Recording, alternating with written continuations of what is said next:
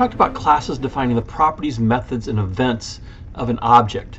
And when I come to the toolbox and I take a button and I draw a button, I'm creating an instance of the button class. We've seen previously that that instance has access to all the properties of that button class. And so I could easily come in and change, say, the back color.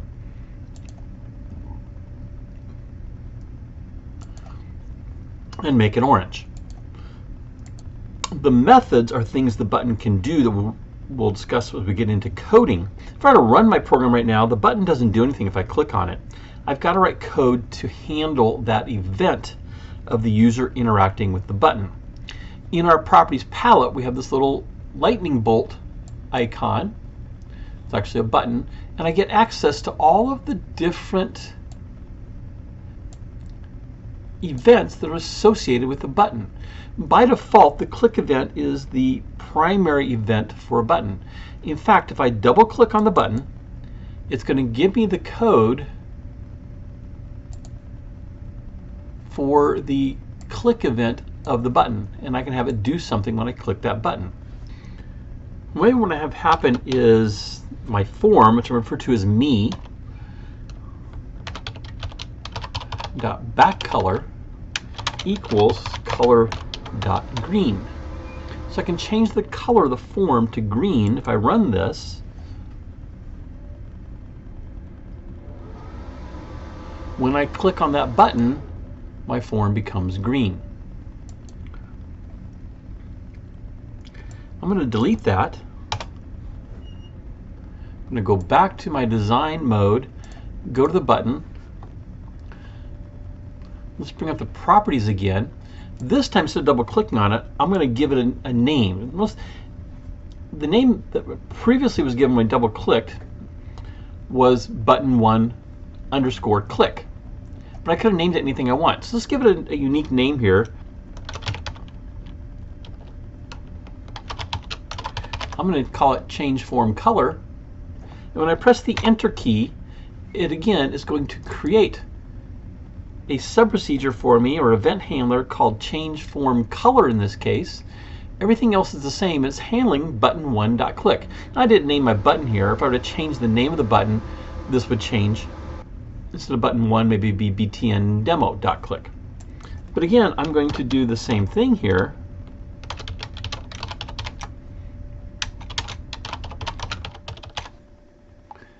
And I'm going to run it. And when I click the button, it responds to that click event. So two ways of creating event handlers for our various controls. Go back to design mode. And you'll notice there are a lot of different events that a button can respond to. Let's take a look at some of those events. I created a Visual Basic project that displays several different controls. We'll look at some of the events associated with each of those controls. Thus far in the course, we've looked at buttons, labels, and text boxes, but I added some other controls here, such as a date time picker, radio buttons, check boxes, a picture box, and a list box.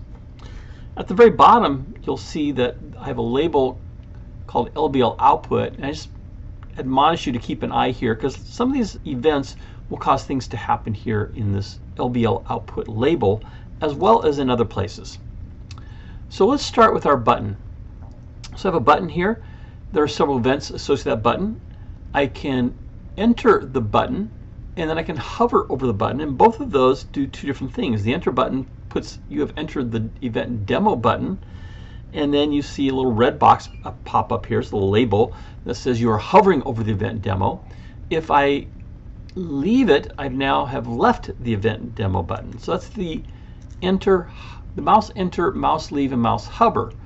I can also come over and click the button, and I'm told that I clicked the button.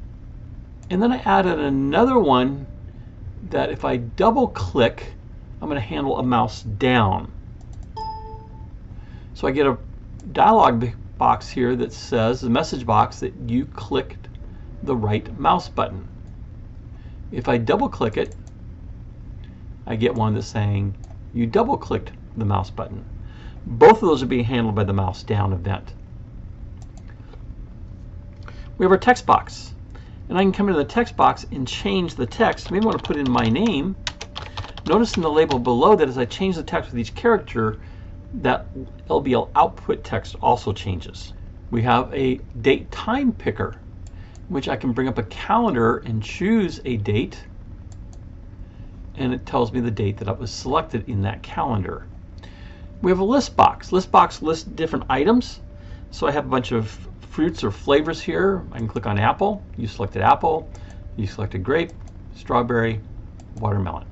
So I'm handling here the selected index change. Now the index is the item that I clicked, starting with 0. Apple is index 0. Banana is index 1. I can also click a label, and it says Welcome to Earth. And as I hover over the label, I'm handling a mouse hover, and we see a little spaceship pop up there. And when I leave the label, mouse leave, it says goodbye, give our regards to ET. Radio buttons. Radio buttons are mutually exclusive, so I can choose one and the others are unselected, but I'm handling which one is selected. So Arizona, Nevada. Checkboxes are a little bit different. Checkboxes allow me to check multiple ones, and so we can see what the user selected. In this case, it's ketchup, mayonnaise, and onion. Maybe we'll add in some pickles. I'm going to take the ketchup off. So now it's just mayonnaise, onions, and pickle. If I uncheck all of them, it says you order no condiments on your burger. We have a picture box, and I can handle the click event to change the picture in the picture box and cycle through a few of the US presidents.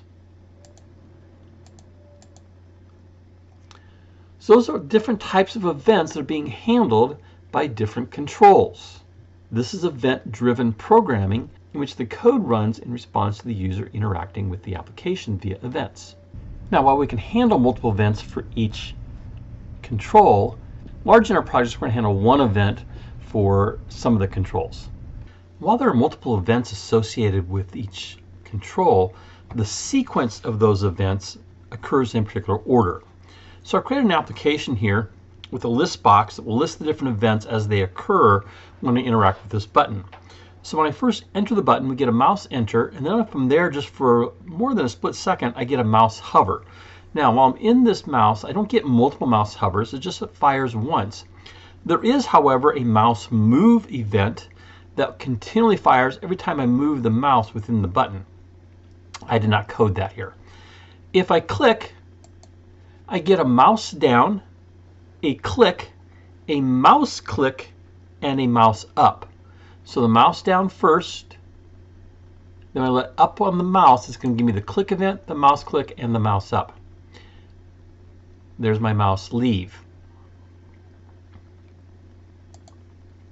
So once again, mouse enter, mouse hover. Now I'm going to do a Shift A on the keyboard, or capital A, and I get a key down of key 16, that's the Shift key, and then key 65, also a key down, that's the A key, and a key press. So we've got a down, a press, and then a key up. The key press shows the character that was created, in this case an uppercase A. Then a key up of the A key and a key up of the Shift key. If I just press a lowercase a, I'm getting a key down of the A key, and that shows a lowercase a key press and then a key up of the A key and a mouse leave. How did I create this application? Well, in my form, I have a list box named LST Events, a label that I named LBL Clear List, and the text is Clear List, and I coded the click event of LBL Clear List underscore click. We'll look at that code in a minute. And then I created a button, and in that button,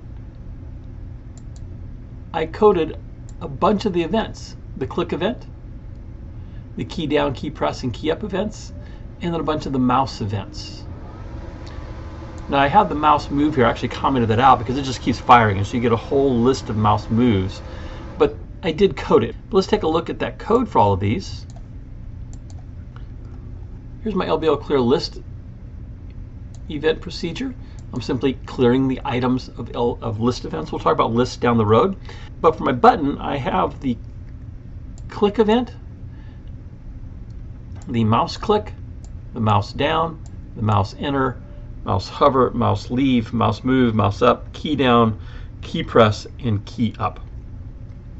On the various key ones, I'm using this argument of E as key event args, and I can find the key value or the key character. That may not make a lot of sense at this point, but just know that whatever keys I press, it's going to generate a key down, a key press, and a key up for each of those keys. If you just jumped into this video, you can see all the videos from the Programming Practicum playlist by clicking on the image in the lower right. And if you'd like to be alerted to future videos I create, you can click my picture in the top right to subscribe to the channel.